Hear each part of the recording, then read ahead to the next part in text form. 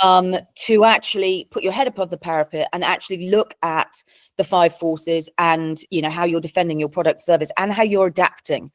So one of the things that really sort of caught my imagination when I was, you know, putting this presentation together is the reality is the market moves so fast. Now, I know that I'm in tech and people will always love to ski and they'll always love to drink gin. But the reality is that, you know, all markets move really, really quickly. So what we always need to have one eye on how well we think the company is doing and share and discuss that as a management team and, you know, as, you know, stakeholders in the company. Because the reality is we need to be cognizant of how strong our business is now, what threats are coming down the line, and what we can do to basically ensure that we're still going to be winning out. Okay. So this presentation very simply goes through why use these models. And I think I've hopefully made that a little bit clear. Then we're going to go through the Delta framework, and then we're going to go through the VRIO framework. These 2 models you should be thinking about in tandem for your business. They're both relatively new. They came out after Porter's 5 forces and, you know, the 4 Ps.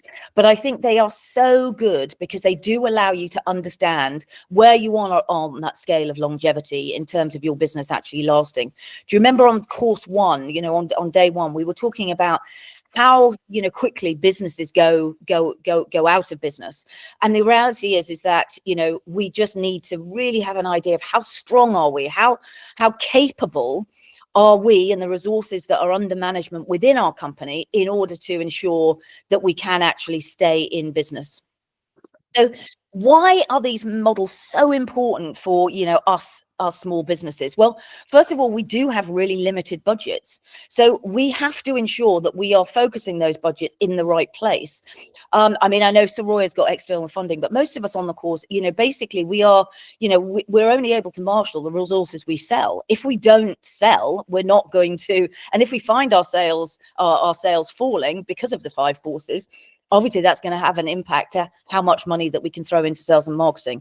So we really need to be smart in terms of what is happening in the larger market and how fit are our resources in terms of people, place, and all of those types of things in order to defend ourselves against the changing things that are happening in the market. The other issue that we have as small businesses is, you know, if I look at the businesses that growth engineering competes with, it's mental. I mean, these people have thousands of people working for them. I mean, not even hundreds, you know, we've got this tiny little team. I mean, all obviously, you know, diamonds, but still, it's really tough. You know, these larger companies have so much more resources. They, you know, can buy people that have got all sorts of wisdom and knowledge. Whereas, you know, it's just not possible for us when we are, you know, smaller businesses. The other thing that we want to do is because we've invested our lives and our passion, you know, Soraya was talking about how literally her life has been on hold, you know, from just, you know, doing this whole kind of business thing has taken her life energy. And I know from a GE point of view, I feel the same. It's a lot of love and passion that goes into these businesses of ours.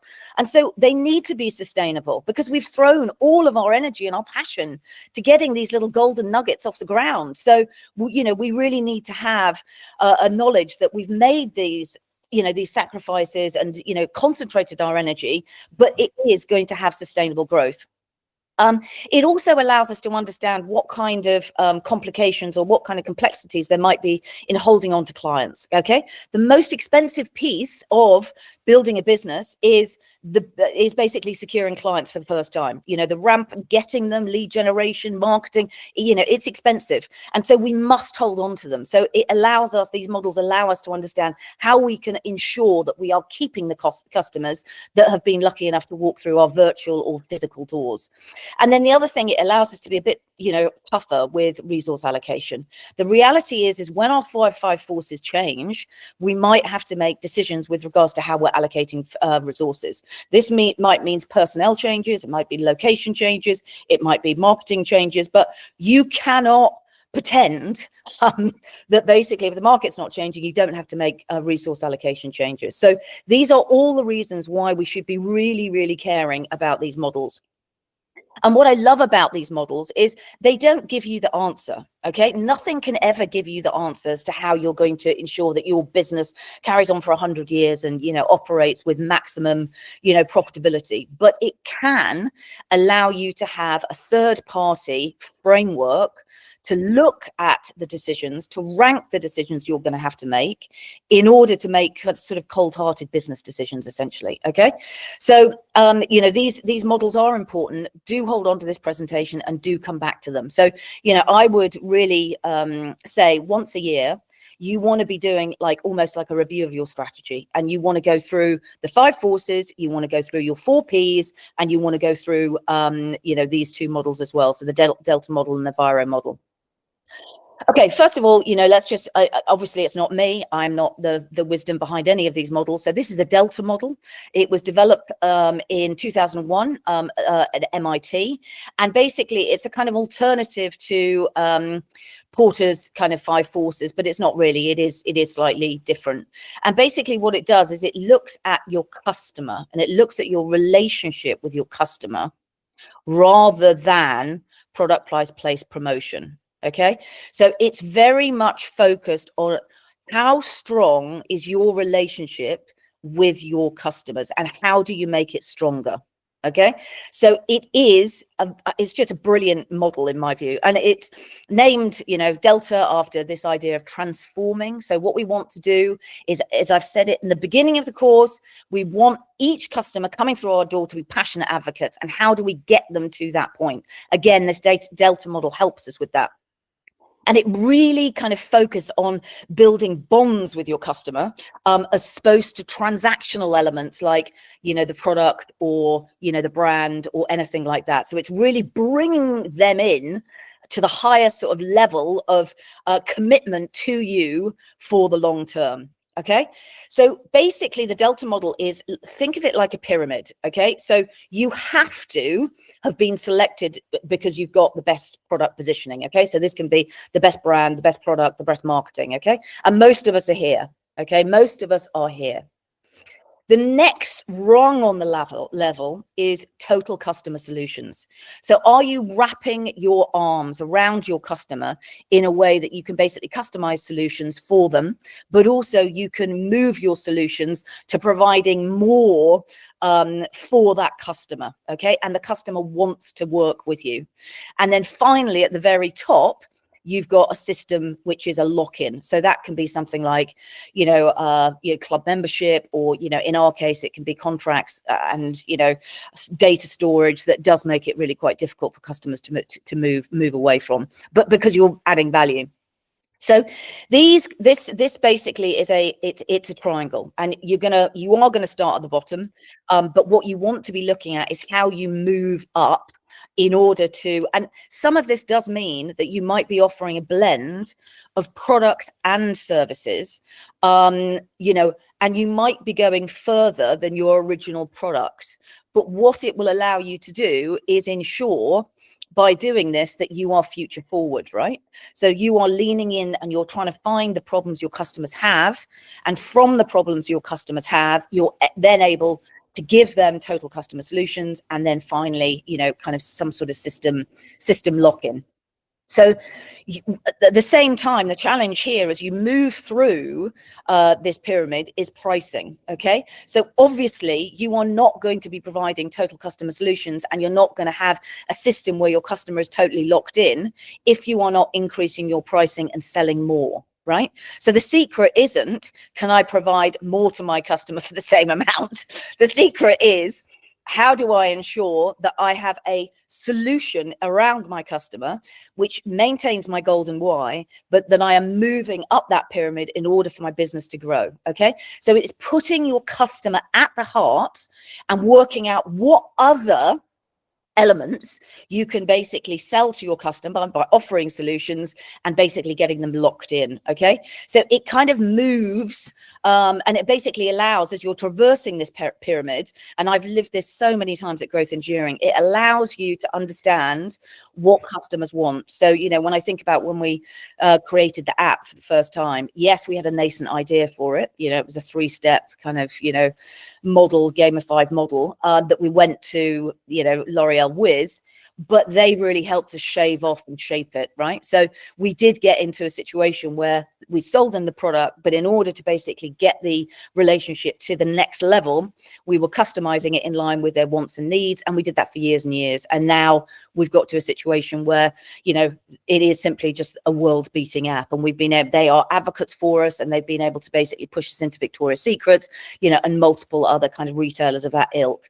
So this does practically work, I can tell you, because, you know, I've done it many times before, and I'm doing it now with Centrica, right? So, you know, basically, you know, there's a basic product. Centrica wanted the pilot to be slightly different. We pivoted, we've shaped it for them, and now we're, you know, in to roll out, hopefully, after the pilot. So this idea of moving forward with what other problems have you got in your organization that we can solve, to basically, you know, increase, you know, the number of points and value add you can get, is a really great way of starting to put up this pyramid. So why this framework is so much better than looking at other frameworks, in my view, right, is that basically we can't compete on price. Never are we going to be able to compete on price. You know, I think Saroya was saying that about, you know, we've got to be a premium price, Jim, because, you know, we can't produce at the same price the big guys can. And that's the same for all of us small businesses. So in growth engineering, we've had it countless times. Well, you know, why aren't you as cheap as Moodle? Why aren't you? Well, we just can't be. Like, we just don't have that ability. Like, you know, we've got people to pay. So, you know, it does provide a really useful alternative and a way of understanding how we can get closer to our customers, but not negate price. It also shows how nimble we can be. So when we're small, we can be nimble. We can do small things that large businesses just can't do. And customers love that, no matter how big the customers are. In fact, I would say that the bigger the customer, the more they love working with small businesses, because as long as you can get through the hurdles of, you know, ISO and some of these other things that we've had to get through, but the reality is you can pivot, you know, you can make decisions, you can adapt to their needs, you can, you know, facilitate multiple different stakeholders, because, you know, you're connecting the dots quicker than they can. So, you know, it really is, you know, it really is something powerful. And this is how innovation happens, remember, you know, it's the burning of the old in order for the new shoots of the new to start with. And we are those new shoots, right? It also creates a really clear path and an understanding of how you grow. It's really binary. It's like, the reason you will grow is if you get closer to your customers. That's just, you know, the way it works. There's nothing else. There's nothing else. You can't develop your product in, you know, isolation. You can't really create, you know, develop your brand in isolation. You can't really create promotions in isolation. All of these things the customer will react with, and will tell you whether, you know, it's working for them or not. So this customer centricity really does provide a really clear understanding of how are we going to grow our accounts and add more value to new accounts. And it also, you know, if we can get to the very top of the pyramid, and we can get lock-in, it also identifies safety in your business, right? It's safety on your business, and you're creating lasting advantages.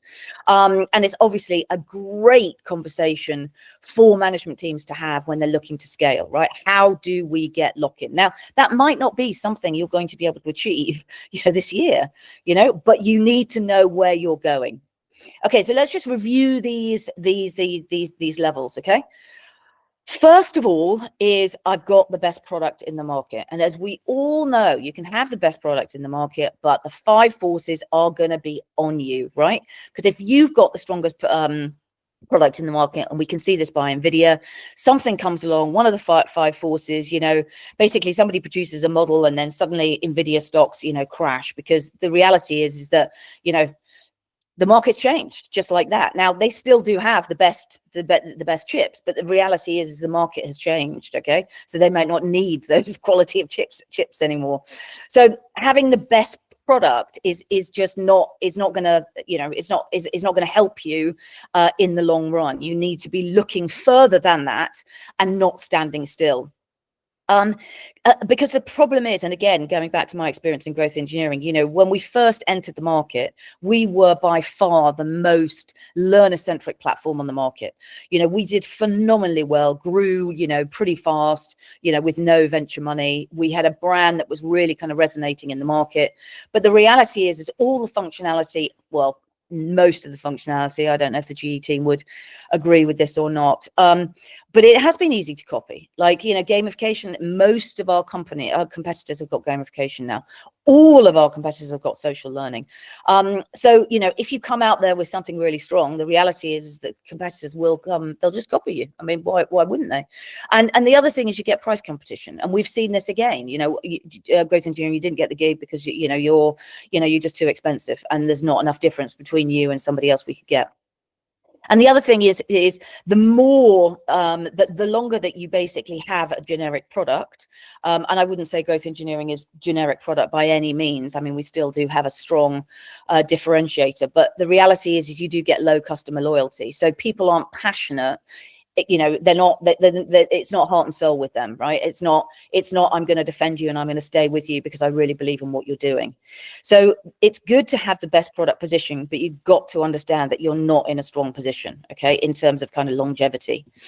So the next thing is total customer solutions. This is when the customer is talking to you about the problems that they have and asking you to basically look at your product, adapt your product, and innovate in line with their challenges. Okay, and this is where you've got something that you can charge for. Okay, so if the pain is big enough within that organization or within that particular, you are then in a position where you can basically create innovations and solutions which are completely necessarily unique, but completely in and around the new challenges that that your customer is having. And again, the only way you can provide total customer solutions is if you're talking to your customers on a daily basis and really understanding what's going on. So by basically having a solution which is unique to the customer, which we do have, you know, in L'Oreal and, you know, HP and many of our clients in growth engineering, and certainly we will have in Centrica with Zavmo, it's impossible to copy. They can't go out to the market. Like when we submit our, you know, pricing, they can't go back out to the market and go, right, I want 10 other things that do this. I mean, it's just not possible. It's not there, right? It's just not there. You can't compete with it. So, you know, this total customer solutions is the way to defend your market, you know, and there is a certain amount when you look at the high street, you know, when you look at the best product position, you can see hairdressers are hairdressers, there's tons of them. And so they go in and out of business, you know, they might have a differentiator for a while, but you need to have more than that, right? You need to have more than that. So you need to constantly be looking at, you know, what other things you could do in order to extend your products and services to, you know, inside the heart of your customer. And of course, by doing that, if you price correctly, you will be able to get higher margins, right? So you'll be able to sell to that same customers, but you'll be able to maximize what's going on. And then finally is this wonderful system lock-in, right? And this is basically when you've got almost like a monopoly in your particular area. So you can see that, you know, in Apple's integrated ecosystem. So, you know, Apple share price went up because everyone was basically downloading, you know, new apps from the App Store, you know, in light of what happened in the, you know, the new DeepSeek model coming out. You know, these integrated systems, but they're very, very difficult to get there. And especially for small businesses, you know, like ourselves, we're not necessarily going to get into a whole system lock-in, but we can certainly try. We can certainly try in a certain area. So, you know, for example, if I look at Iridescent and in conjunction with growth engineering, we might be able to get, you know, the entire kind of talent and, you know, HR management space, which together would be, you know, a great system lock-in for, you know, how people develop their people. So it is possible, but, you know, it might not be for the entire, you know, for the entire of the organization.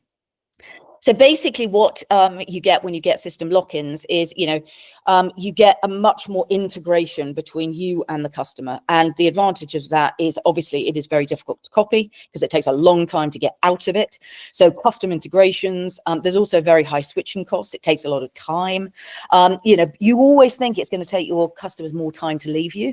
In reality, it really doesn't. You know, if customers decide they're going to leave you because they haven't got a budget, they can just switch it off.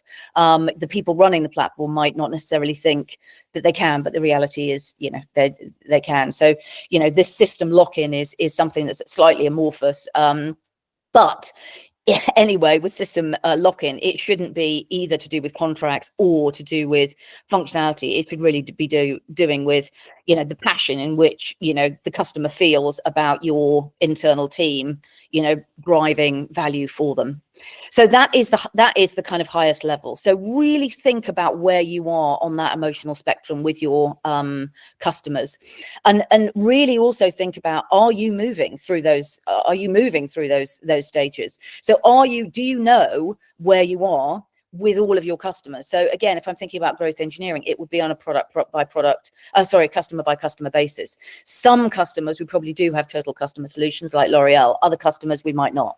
And so we really need to go back to our customer base and really look at, are we providing the most we can for the clients, and do we have the kind of relationship where we can build from best product position to total customer solutions situation. But of course, when you move through this, right, you might need to change your pricing, or you might need more investment. Okay. And that's what you just need to be cognizant of. If you're adding more value to your customer, you should be able to charge them more. So it's not a question of, but you might need to invest. So if we provide this service, we might need to increase your price, and that will also change the resources that you have under management in your organization. Because if they're looking for instructional design, experts, and you don't have any instructional design experts or whatever in your company, then you've got to go out and basically recruit that or get that resource in so that you can provide that service. Remember, it's not about, business isn't static. It is constantly having to adapt to what's going on in those 5 forces.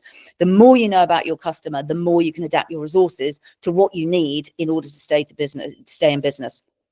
So, the higher you get up the model, the depth and the intensity of that customer relationship, is forged. And then obviously, in terms of your reputation within that customer, the value proposition becomes more unique. You become central to the way that customer organizes itself and, maintains its, place in the market. And so basically you are defending your 5, defending against those 5 forces. So basically what you want to be doing is you want to be, in terms of implementing this, you want to basically assess where you are on the triangle. Okay. And some of you might, be on the very bottom rung. I mean, in terms of, different customers. So you want to assess where you are on the triangle, and you want to be realistic about that. Okay. If you are on the lowest rung, the reality is that you are going to struggle to stay in business for a very, very long time, because you just need more. You need more commitment from the customer so they don't switch. Okay. So you should be looking at customer by customer, how you can basically identify the next opportunity. And you should be looking critically at the resource you have under management, going, have I got the resources in my company to actually provide the value that those customers want?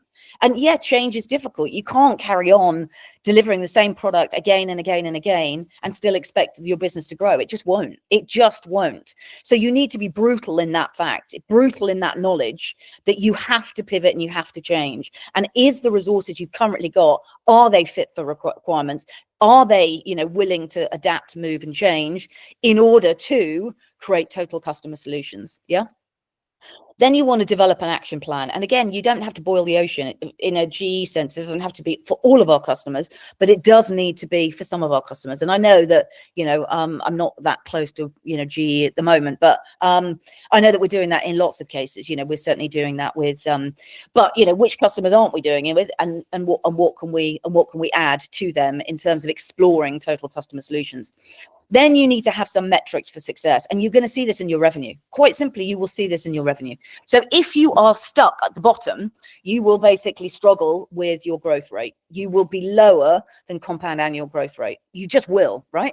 That's just a fact on the matter. You won't be growing. So unless you are looking for customer solutions through developing your product in line with what that customer wants, or you're going to your customers saying, look, I want to provide this new and different, service. Would you buy it? Will you be a pilot? Will you develop it, for me? The reality is that, you just won't be growing at the rate that you could be. And you've got to remember, this is what I'm saying, this should be an annual thing that you do in your business. You should take some time to look at all of your clients, look at how you're serving them and saying, what else can we talk to our customers about delivering to them, which is going to strengthen our position, right? in that customer? And then how do we move up to make it a long-term relationship? Can we develop this together? Can we do something that's basically going to ensure that our, you know, relationship is one that can go on for the next decade, right? You know, these are the types of things we should be looking for when we're doing system lock-in, right? So in terms of, you know, Delta model, you know, the metrics, the first thing is growth rate. So, you know, having, you know, I can honestly say hand in heart, having been run, you know, Iridescent will be my 5th business that I've started. I can honestly say that, you know, the Delta model is a really good indicator of whether you have longevity in the market or not. You know, you can adapt your 4 Ps, but ultimately the strength of your business is to do with the strength of your customer relationships, and whether you are constantly on the lookout and discussing with your customers what more you can provide to make them successful, right? So, you know, you can measure that in things like customer satisfaction scores and retention rates and stuff like this. Share of customer wallet, yes. Should each individual customer walking through your door be spending more money with you next year than they are this year? Absolutely. You want it where you can be looking at the level of integration. So how integrated can we get? And again, it's not easy, because obviously integrations cost money, but they are a powerful incentive, you know, for that lock-in.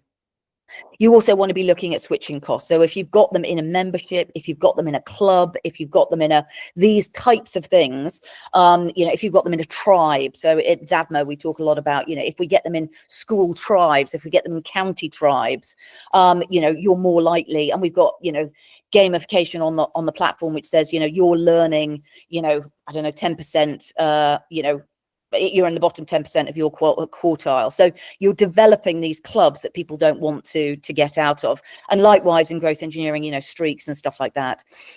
So, you know, you just really want to be sort of looking really critically at the strength of your business through these success metrics, and thinking to yourself, what does this tell me about the opportunities that I could basically shape, you know, my business? And so, yeah, definitely give the Delta model some, you know, some serious thought, because it is the only way you are going to stay relevant when you have the opportunity for when your competitors can come into the market relatively easily, and basically take over, you know, take over your business. And you see that a lot in terms of, and this again, going, you know, back to the real importance of who's going to be close to the customer. You know, as a management team or as senior people in the organization, it is vital that you are customer facing, no matter how big the company gets.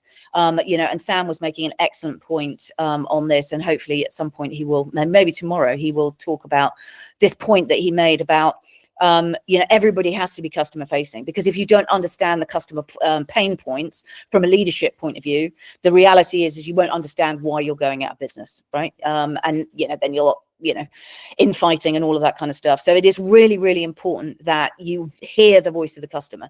And if you don't want to be customer facing, you need to find a way of getting that information to you, so that you can make, you know, decisions. But being cut off from your customer is literally like being cut off from your market. You don't have any ears. So, you know, critical model. Really, I would encourage you all to spend some time thinking about the Delta model. Okay, now this model I think is wonderful. This really did remind me of when Soraya posted her thing, oh, you know, other gin brands are coming into the market. So the VRIO model, basically it has got 4 elements to it, right? How what value are you providing? How rare is what you're providing? How easy is it to imitate? And how well is your organization organized in order to compete and pivot and change with regards to you know, what's going on in the market? Okay, so this was basically developed by a guy called James Barney, and it's a really good tool for understanding how strong your competitive advantage is, right? So how well you are doing in defending through your 4 Ps. Okay, and it starts off as it's sequential. So you start at value, move to rarity, move to how easy you are to imitate, and then move to reflecting on how well is your organization structured, and do you have the right resources in order to basically you know, compete. And so it's a kind of building block approach. And basically by the end of the looking at the model with regards to your organization in a critical manner, you should be able to come up with some really interesting ways of basically understanding how strong your competitive advantage is, and therefore what the longevity and what the strength of your business is in the market vis-a-vis these four elements. Okay, so the first thing is basically looking at the business resources you have. Okay, now when you've been in business for a while, like GE is now, I think we're over 21 years now, and the market is pivoting and it's changing.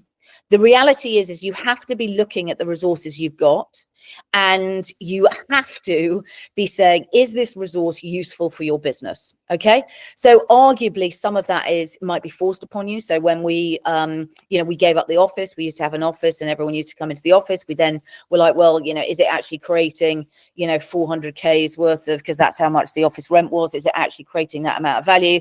And we came down on the side of absolutely no, 400K's worth of value is not, we're not getting that from having an office, so let's just bin it. And then COVID came and we never went back. So you are going to be, but also value in terms of, are you structuring your business in the right way? So for example, if I think again about growth engineering and special projects we might want to have, we might need additional resources in order to do the technical business analyst role in order to get further projects. And so that might mean that we need to cut down somewhere else in order to move those resources around. So you really want to be thinking like, given where I want to go, okay, in terms of driving more value out of my customers, more I want to claim more value out of my customers, have I got the resources to actually make that happen? So you do need to be, where the market's going, you've done that work, but you do need to look at product, price, place, promotion. I mean, we've seen this a lot in, for example, when, how content used to be created, and now you've got AI, you've got multiple ways of really making that much more efficient. So, you might find the resource within your marketing department needs to change and adapt in order to the fact that we can now automate and utilize AI. You might find that, before you needed to have manual testers, now we don't, because we can, utilize, AI models.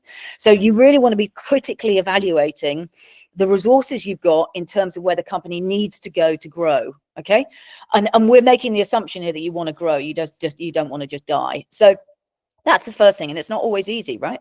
It's not always easy, but the reality is that if it's not creating meaningful value for your business and you are in charge of making the decisions over your business, then all you're doing by not critically evaluating the resources you've got and saying, are they fit for purpose, is ultimately you're just ensuring that the company goes out of business. So what you're saying is, okay, I can't look at myself in the mirror, this isn't the right resources, I'm not spending my money in the right way, but actually I just really don't want to make the decision because I'm just too weak. So you really do need to be thinking about the resources you've got under management, and are they being deployed in the right way? And you need to not only evaluate those resources, but also share and communicate why they've got to change. Okay, and this is something perhaps in the example of when we got rid of the office, we didn't really explain it in that way. I think we did to a certain extent, but not perhaps as well as we would.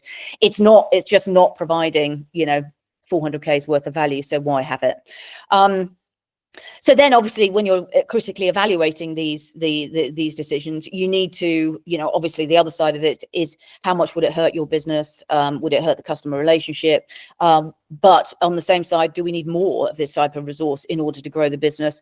Do the customers value the resource that it provides? And lots of times customers just get used to a certain kind of resource metrics rather than actually value it.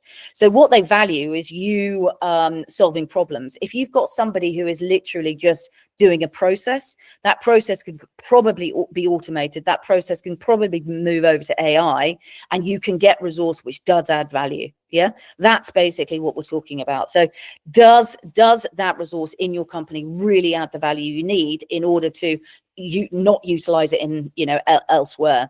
And then the other thing is does that resource make you more competitive? So does it in any way make sure that you and how you're deploying your four Ps, does it actually make you better and stronger? Yeah. And so again, this isn't something you may think about every single day, but it is something at least once a year you need to do a strategic review through the lens, of this. So in terms of just, really kind of, blunt, does this resource help us make money? Yeah. Does it save us money? Does it help us compete better, faster, more efficiently? And does it protect us from threats? If the answer to those, is no, then you need to basically swap it out. And the types of things that we're looking at is physical location, equipment, technology, people, brand reputation, all of these things. If it is not working for you and not serving you, you've got to swap it out, right? So in terms of marketing, as I said in the beginning, you shouldn't be changing your brand a lot, but you should be looking at what's working out there in the market. So for example, podcasts are really big at the moment. People love listening to podcasts. People love videos, white papers, working podcasts. Where should we be putting our resources? Probably more into podcasts and probably more into, live webinars, because people seem to be more interested in those. You also want to be looking at skills, right? So we are in a time of magnitudinal transformation in terms of AI and automation. Are your people the type of people that want to upskill, change and pivot in order to basically make the most of AI? Because individuals are not going to hold AI and automation back. There's no point saying, well, I don't feel comfortable with that, so it's not going to happen. It is going to happen whether they like it or not. And if you haven't got people that are willing to upskill, and if you haven't got people that are willing to embrace AI and automation, with the vigor, the reality is they're holding back your business. So, you can offer them training, but ultimately, if they're not willing to pivot and do their jobs differently in light of the seismic change that's happened in the 5 forces, you have got the wrong people leading your business. Okay.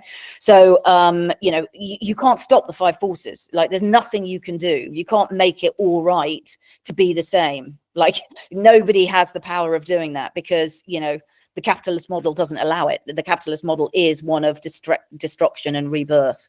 So really be critical. You as leaders in your organization, you really need to be critical and look out for, is each element of my resources, are they adding value, and can they allow me to get more commitment and value and revenue from our customers?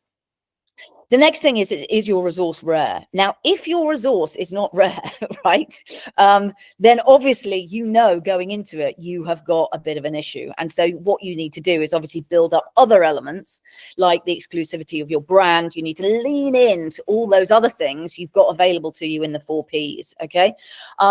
So in terms of, is your resources rare? You're looking at, have you got things within your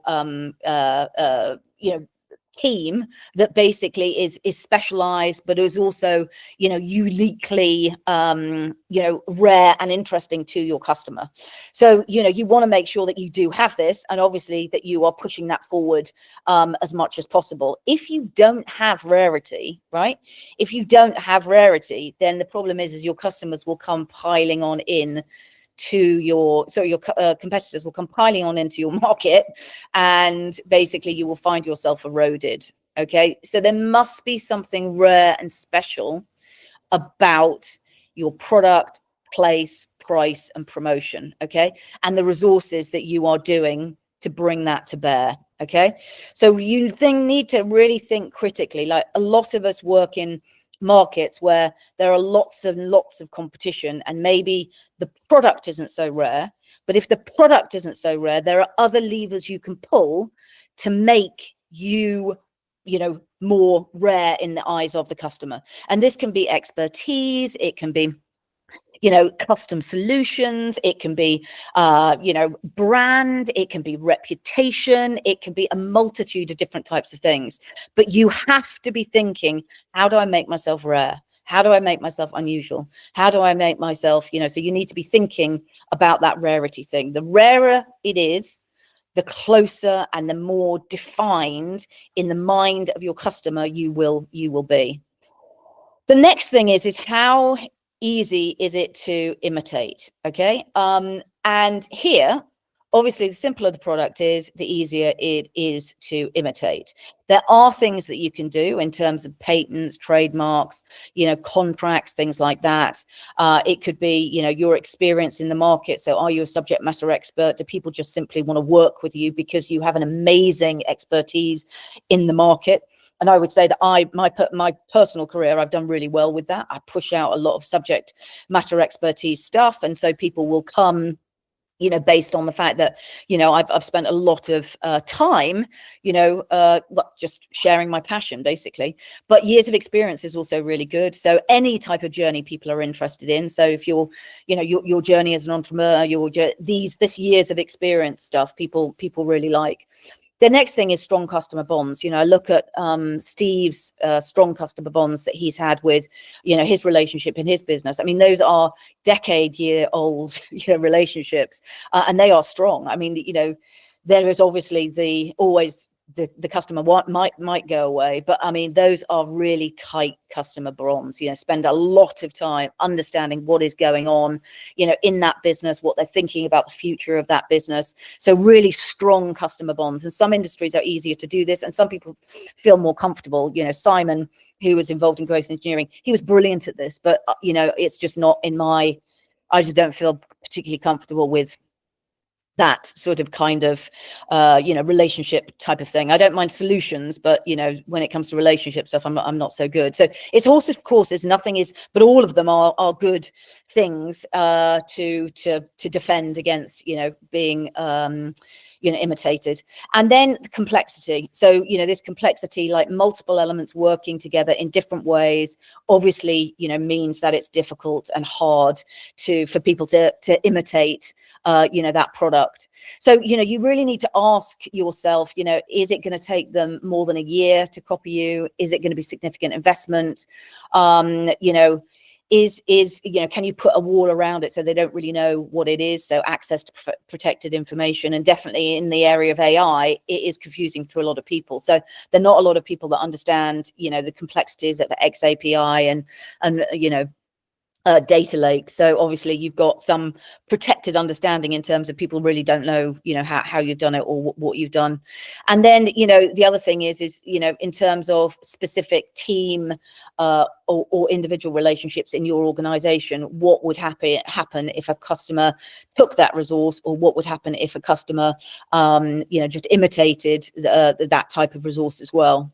So, that is, how easy it is to imitate. And you definitely want to be thinking about that as well.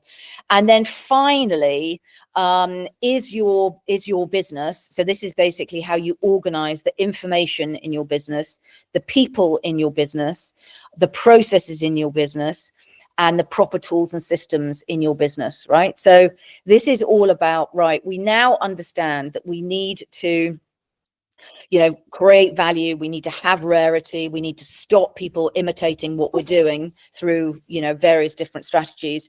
But do we have the right processes and the right tools and the right people and the right training within our organization in order to make most and best use of this resource? Yeah.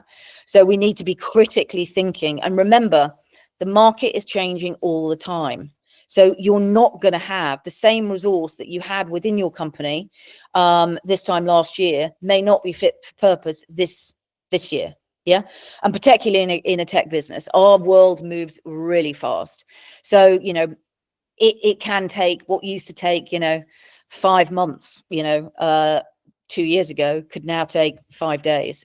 This is the kind of things that we need to be looking at, because the more open we are to change and the more open we are to critically evaluating how our organization adds value, the more likely we are to be able to stay in business and, most importantly, grow, right? It is that attitude and that mindset about pivoting and wanting to, move into the future with an open mind in terms of how we might need to change and pivot and reorganize in order to stop the five forces, right? And it needs to be a positive conversation rather than, oh my God, the five forces are at work again, because they're always there.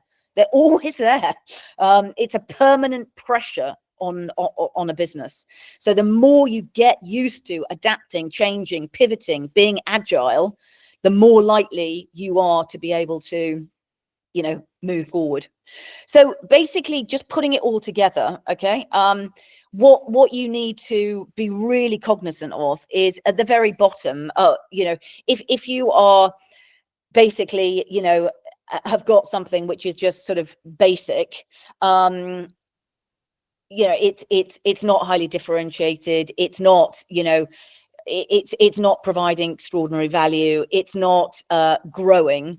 The reality is that you have got a business, but you're just about valuable, right? You're not really gonna, you know, be able to, you know, grow or do anything kind of significant. So to just deliver your products and services, you know, without that kind of rarity, without that kind of deep understanding of how you're providing value, without that kind of, you know, deep understanding of problems that your customers got, you're not really going to have any special advantage. And what you will find is that you will lose customers, and over time your growth will stop and you will just go out of business. Okay, so you've got a business, but you probably don't have a business for very long.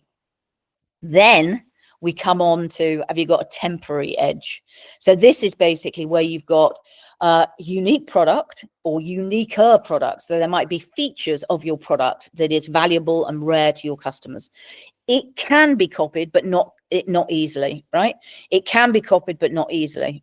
You need to be cognizant of that's what you've got. So you might have a temporary edge, and definitely growth engineering in its time has had a good temporary edge. Sometimes it's been really, really strong.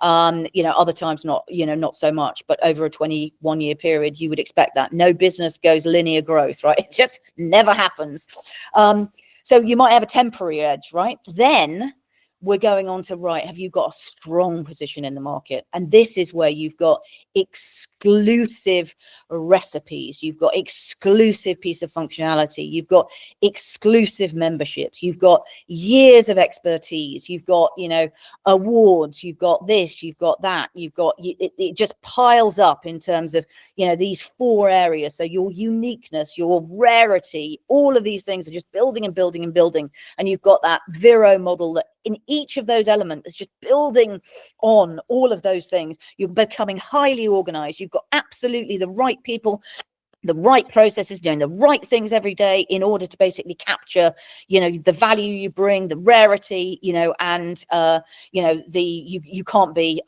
you know, imitated. And then finally, all those VRIO elements are as strong as possible, and you are bossing it out of the park. So you're locked in your customer. You've got an absolutely unique product that they can't get anywhere else. You're working with your customer to define new, you know, solutions for pain points they might have. You might have long-term contracts. You might have patents. Your team is absolutely focused on, you know, growth. They understand, you know, the models for growth. They understand where, you know, problems and you know, constraints are going to happen through you know, through the business model. They're constantly looking for ways in order to improve the 4 Ps, to defend against, you know, the 5 forces through, you know, the models we've looked at today. And they are all future focused. They are all aligned and basically looking for that kind of growth. And that's where obviously you've got the winning formula, and you know you are going to be in business for years to come. You're smashing it out the park, and most importantly, everyone's happy because you've got the right resources aligned to the right problems to add maximum value. Now, obviously, that is not easy. And what I've just explained, you know, is basically, you know, heaven. No business is like that. You know, every business is just like, you know, the broader economy. It's a constant norming and storming. You know, there's constantly people that are working their arse off, people that aren't really doing that much. It's a constant, you know, again, dynamic, changing, evolution. But from a model point of view, this is what you should be looking, you know, this is basically what you should be looking to do, trying to sort of smooth things out by having a future forward view on the overall strategy of your business to ensure that you're focusing on the right things that are going to allow you to, you know, make sure that your business is, you know, solid for the resources within your business, and that you're providing a solid future for them by aligning the competencies of the organization with what the market wants. Yeah. So I hope that has basically inspired some thinking. And, you know, I would obviously love your, you know, feedback, you know, on that in tomorrow's session. And so it would be great if you could just drop in, if you're willing to. So I know Jared, Sam, Kieran, Soroya, you've all said that you're happy to share tomorrow, so that's great. You've taken the pressure off Billy and Zavi, so that's fantastic. But if there's anybody else on the call, obviously we would love to hear from as many different businesses as possible tomorrow about the big takeaways that you've got, you know, from this course, about the changes that you're going to think about, if not implement, and really just about your business, right? We don't care about the models. We care about what this has inspired you to do, because, you know, as I said, Kieran and I have been on an accelerator together now for, it must be getting on 5 years or something. And it's never, ever the models. It's never, ever the teacher or the lecturer. It is the businesses and how they've applied it that really makes the learning. So just know that when you come tomorrow and you share your stories, that's probably going to be the things that most people remember from the 20 hours of facilitation that I've been doing. It's going to be your stories. So I'm really looking forward to tomorrow. If there are any questions, I'm obviously on Discord and WhatsApp all day, and very much looking forward to hearing your stories. So I will give you 2 minutes back, and look forward to speaking and seeing you all tomorrow.